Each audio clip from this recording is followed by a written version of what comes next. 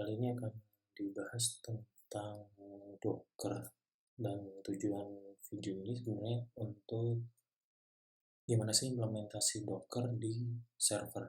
Nah, untuk selebihnya kayak seperti apa sih Docker itu digunakan dan seperti apa itu Docker, itu sebenarnya kita akan bahas sedikit tanpa menyentuh ke eh, dokumentasi terlalu dalam, karena sebenarnya dokumentasi dan tutorial yang menjelaskan tentang Docker itu udah banyak bertebaran. Oke, dan pertama sebelum itu, tujuan kita apa sih sebenarnya? Yaitu tadi kita akan nge-setup si Docker ini untuk di server. Nah, contoh sampelnya yang bakalan kita ambil adalah kita bakalan nge-setup traffic. Traffic ini sendiri adalah sebuah aplikasi yang dia bakalan nge-config untuk HTTPS-nya. Jadi dia bakalan otomatis menjadi HTTPS. Terus kita bakalan ada port trainer. Port trainer ini untuk UI atau biar kita bisa melihat kayak gimana sih si aplikasi-aplikasi kita yang berjalan, apa aja, kontainer apa yang berjalan, ada image dan kawan-kawannya. Terus ada PHP-MyAdmin-nya sendiri. Terus kita juga ada bakalan setup WordPress. Cuman untuk yang sekarang, yang pertama kali, kita mungkin bakalan fokus ke bagaimana sih config si Docker ini agar dia itu bisa berjalan di server kita. Nah, sebelum itu kita bakalan ngebahas tentang fungsi Docker. Fungsi Docker itu sebenarnya pertama itu ada standarisasi. Docker itu bakalan membantu untuk membuat standar si aplikasi kita, jadi akan berjalan dimanapun tetap sama. Nah, di sini dia bakalan dikemas aplikasi itu dan kebutuhan-kebutuhannya. Contoh nih, kalau kita berjalankan kayak Laravel misalnya, Laravel dia akan spesifik PHP-nya versi berapa, terus dia butuh apa saja, itu bisa kita config di Docker ini. Nah, terus dia itu menjadi solusi VM. Jadi bundlingnya itu atau pengemasannya itu dia lebih ringan, sehingga dia menjadi solusi daripada kita menggunakan VM. Kalau VM itu biasanya dia ngebundlingnya kan satu OS ya. Nah, kalau di sini dia lebih ringan karena dia ngebundlingnya sebagai image. Terus Docker itu menjadi isolasi. Jadi kalau kalian tidak punya banyak server, dia itu menjadi solusi yang enak karena dia itu diisolasi tuh, satu program tidak mengacaukan program lain. Jadi seandainya satu kontainer itu rusak, dia nggak bakalan ngenain ke kontainer yang lain gitu. Terus selain itu karena dia isolasinya yang kuat, jadi dia itu bagus di sisi keamanannya. Itu fungsi Docker. Nah, istilah-istilah yang bakalan kita gunakan itu ada kayak image, container, network, dan volume. Image itu sebenarnya lebih kayak bundlingnya. Jadi kalau kita biasanya pakai Android itu ada .apk, terus kalau iOS ada .ipa, terus .xml. Terus sih kalau di exe, kalau di Windows, kalau mau diinstal gitu. Terus kontainer itu image yang berjalan atau image yang digunakan yang aktif. Network itu jaringan komunikasinya, jadi antara image itu bisa di setup jaringan komunikasinya dengan network. Terus ada volume, itu yang untuk ngelakuin storage. Jadi biasanya kalau Docker itu mati, si datanya itu bakalan di reset, makanya kita butuh volume untuk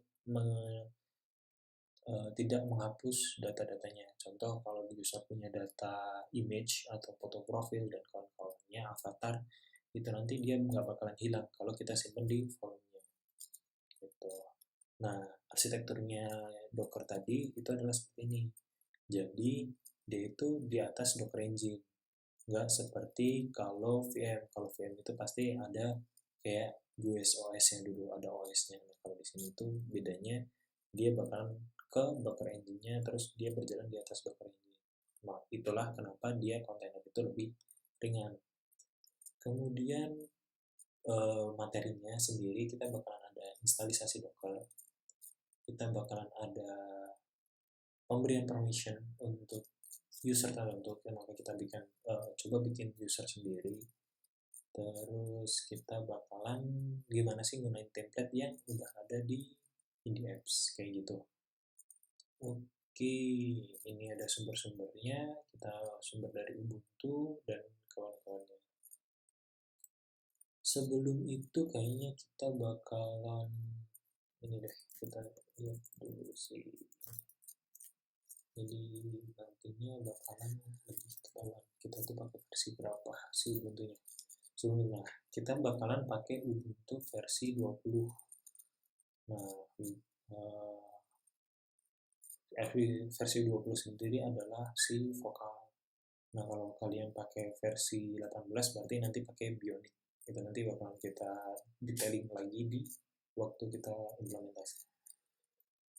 Oke, ke implementasi. Pertama kita masuk ke servernya.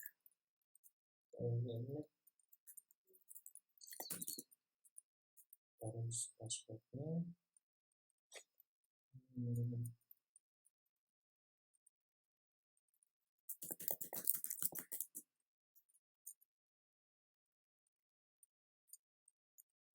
Oke, kita udah masuk. Nah, ini yang tadi di slide di komen di sini. Jadi ada komen-komennya. Pertama kita perlu buat apt update.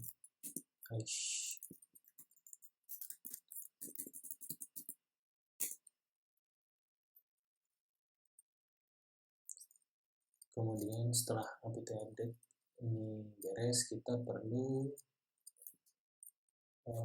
install beberapa hal, transport, CI, sertifikat, curl, dan kawan-kawannya.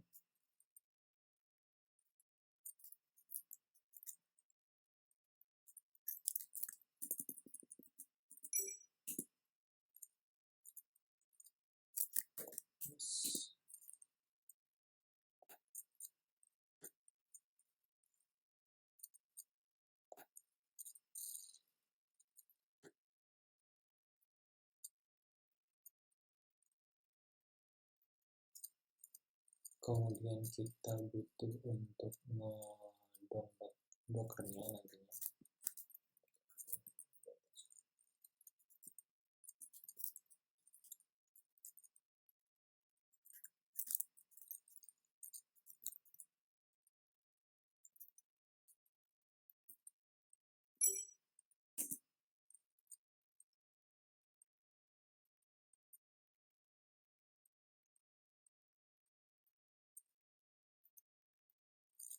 Oke, nah di sini kita bakalan bilang si hostnya tidak ditemukan. Nah, ini buat solusinya kita bisa pakai ini. Kalau memang dia nggak ada kayak gini, nggak ada masalah ini, nggak perlu dijalanin sebenarnya si komen ini.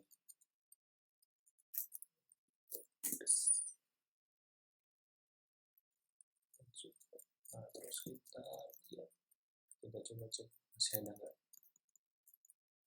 Kalau masih ada ya biarin saja.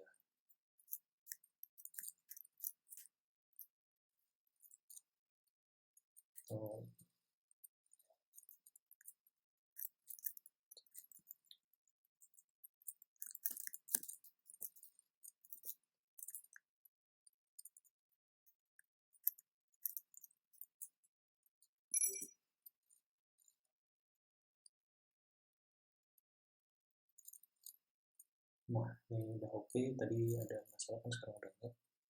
Nah, kemudian kita lanjut ke ini. Nah, di sini ada vokal nih. Nah, si vokal ini itu kita bisa ubah sesuai dengan si versi Ubuntu kita. Kalau kita pakai Bionic, jangan pakai vokal di sini, tapi kalau di sini pakai Bionic gitu. Jadi waktu kita implementasi, jadi kayak gini.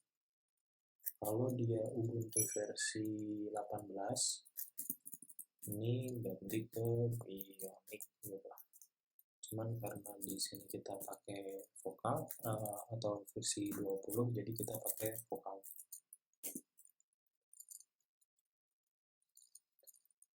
Kemudian kalau sudah, kita coba app update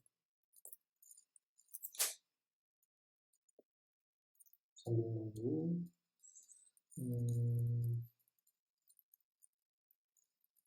Coba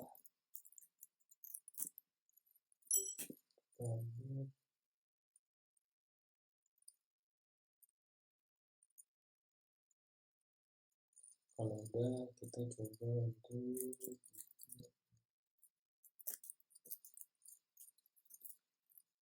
kita pakai yang community edition. Oke, ini tandanya udah bisa, terus kita tinggal install Dropbox.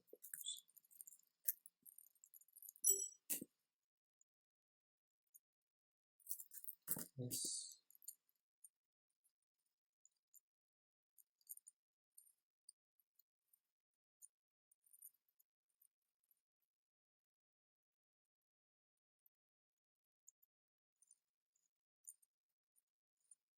Setelah ini nanti beres, kita bakalan ngeliat si status Dockernya, apakah dia berjalan atau enggak gitu.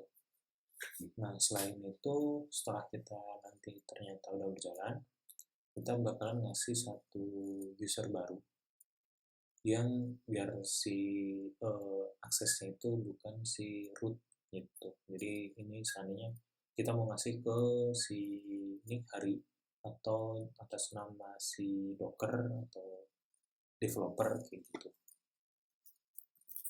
Nah, kita cek dulu status Dockernya apakah sudah berjalan. Oke, aktif running si Dockernya. Klik. Terus ini artinya si Docker ini udah berjalan di server kita. Berikutnya kita bakalan nge-create usernya. Jadi create user, selanjutnya kita bukan si Hari deh, kita kasih ke developer selanjutnya gitu. Jadi general. Oke, create passwordnya.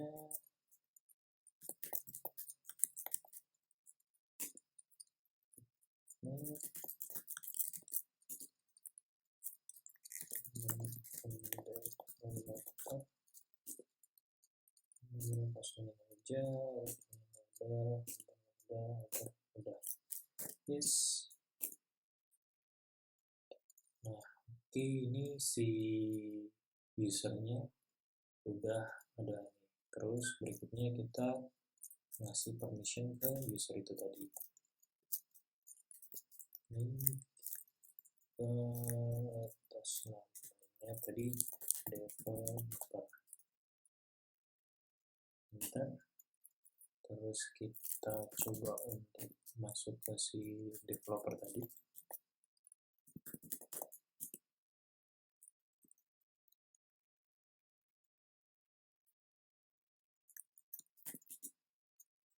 Nah, setelah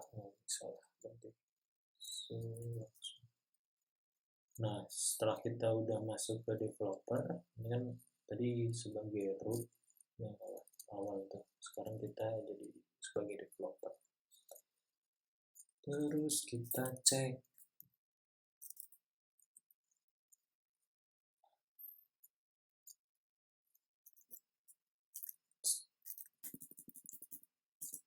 Nih, dia udah masuk ke sebagai Docker. Jadi dia permissionnya udah dapat nih si developer ini untuk akses ke Docker.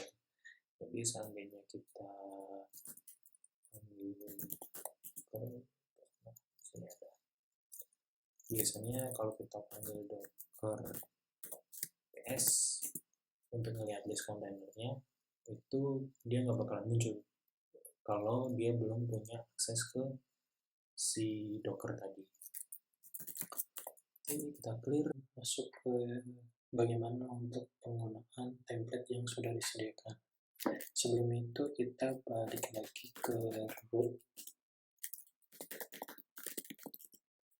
Nah, saat di root kita lakuin ini git clone bla bla, kita masukin ke containers.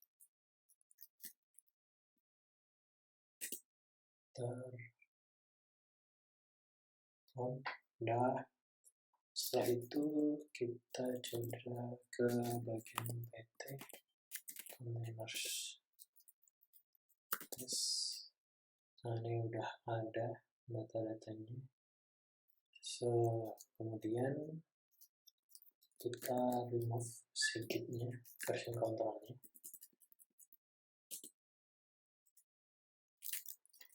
Terus kita lihat ls. Oke, di sini udah siap Jenkins, Laravel, Mautic, admin dan kawan-kawannya. Nah, kita nanti untuk kedepannya kita bakalan gunain gimana sih menggunain si port trainer, traffic, sama kita coba untuk ke WordPress. Jika memang berlanjut kita bakalan ke Laravel. Itu aja. Terima kasih.